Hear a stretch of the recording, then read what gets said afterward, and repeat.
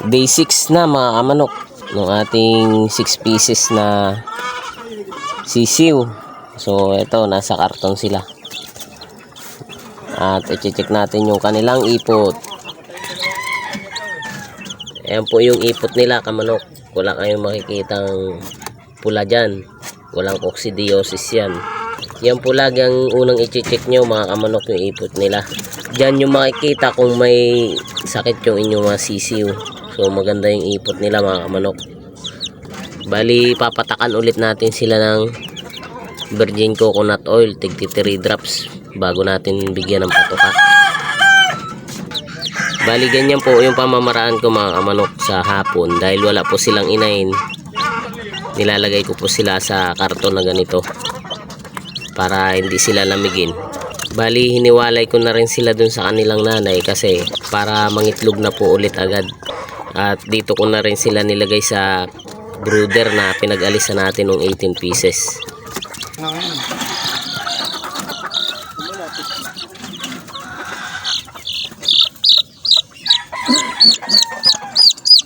Pero pag Sabado, iba na ang ano dyan, ulitan. Alauna na. Alasing kang umpisa ng lahat. Buyog lahat. Anak ng buyog yun. Yung buyogin lahat ano. Siguro ito ang pinakulo sa akin yung saan? Pinaulot mo yan? Pinaulot sa akin yan. Pupunta yung lang sa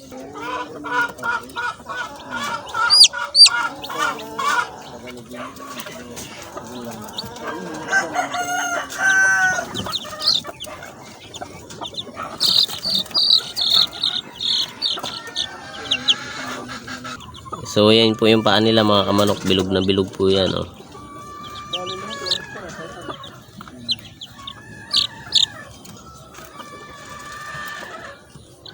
tapos yung chocolate naman. Pwede na ba ilaban ka?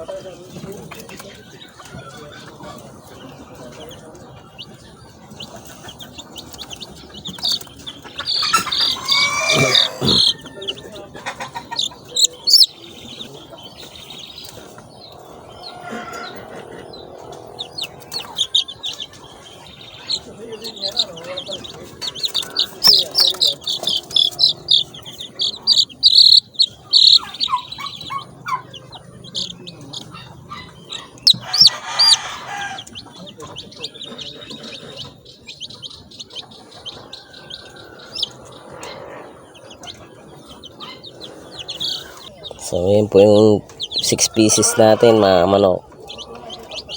Bali nung ano po sila napisa Sabado 14. O ngayon ay 14, 15, 16, 17, 18, 19. So day 6 na po sila mga manok. At ayan sisigla nila oh. So bibigay na po natin yung patuka sa kanila.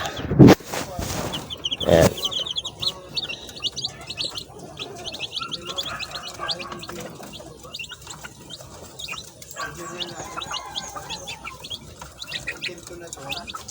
So kung gusto niyo makabuhay ng sisiw na hindi nanunuyo yung paa, yun lang yung ibigay ninyo tuwing umaga.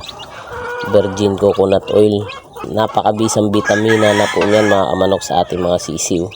From day old to 1 month, yan po yung binibigay kong vitamina. Tapos sa kanila namang inumin yung Vitamin Pro mga kamanok.